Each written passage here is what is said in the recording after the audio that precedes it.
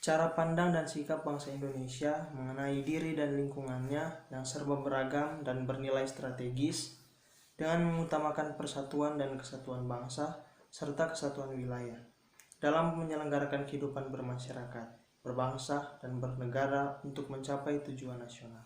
Pada hakikatnya, masyarakat Indonesia secara keseluruhan adalah tulang punggung keberagaman sekaligus kesatuan bangsa Indonesia itu sendiri.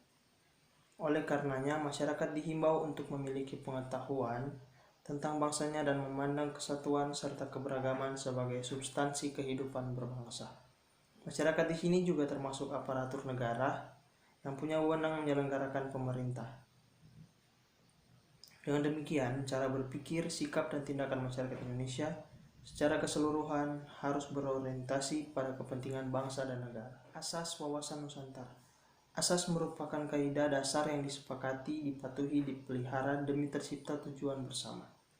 Jika asas wawasan Nusantara diabaikan, tujuan kehidupan berbangsa otomatis terabaikan.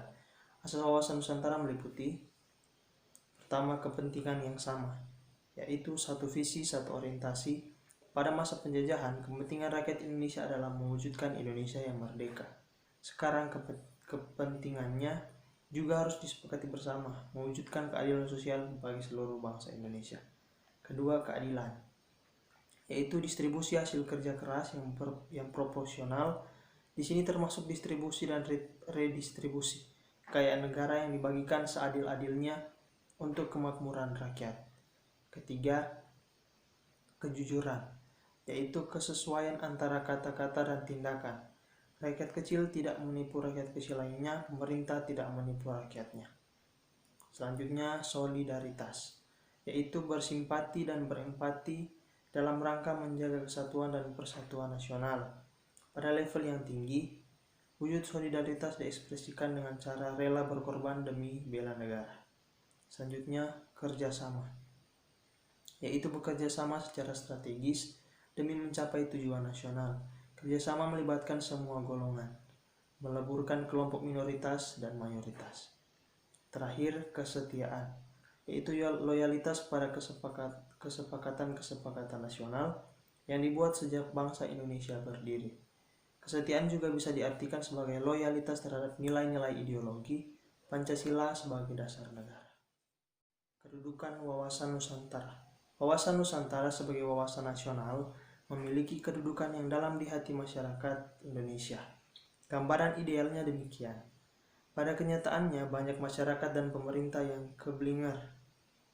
Kedudukan wawasan Nusantara semestinya berada pada landasan dasar yang menopang visi nasional. Wawasan Nusantara berfungsi sebagai sumber motivasi, panduan, dan inspirasi segala sikap dan tindakan yang dilakukan oleh segenap elemen bangsa, terutama masyarakat dan pemerintah, untuk memelihara keberagaman dan kesatuan demi terciptanya tujuan nasional. Tujuannya adalah untuk menumbuhkan jiwa-jiwa manusia Indonesia yang cinta tanah air, nasionalis dan patriotik. Jiwa nasionalis diekspresikan dengan mengutamakan kepentingan bangsa dan negara di atas kepentingan individu. Dengan demikian, nasionalisme yang dimiliki bukan nasionalisme hasil indoktrinasi yang kosong nilai-nilainya, melainkan nasionalisme yang berisi pengetahuan nasional yang kuat. Pertama disebut Trigatra dan kedua Pancagatra. Trigatra, geografis, yaitu pengetahuan tentang lokasi Indonesia yang terletak di antara dua benua dan dua samudra. Pengetahuan ini juga meliputi wilayah Indonesia yang merupakan wilayah kepulauan. Selanjutnya, demografis, yaitu pengetahuan tentang jumlah, komposisi, dan distribusi penduduk Indonesia yang tersebar di seantero Nusantara, bahkan dunia melalui komunitas diaspora. Terakhir, strategis, yaitu pengetahuan tentang kekayaan sumber daya alam yang terbentang secara vertikal dan horizontal, dari atmosfer sampai dasar laut, dari Sabang sampai Merauke.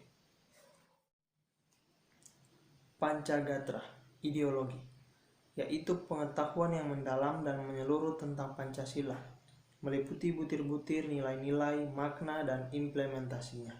Kedua, politik, yaitu pengetahuan tentang relasi kekuasaan dan kebijakan publik yang dibuat oleh orang-orang yang memiliki jabatan. Yang ketiga, ekonomi, yaitu pengetahuan tentang pengelolaan sumber daya untuk dijadikan komoditas yang dapat dinikmati seadil-adilnya untuk kemakmuran rakyat.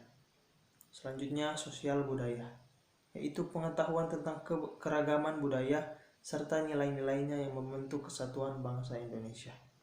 Terakhir, pertahanan dan keamanan, yaitu pengetahuan tentang pentingnya menjaga keutuhan bangsa Indonesia dari ancaman baik dari dalam atau luar negeri, dari asing atau bangsa sendiri.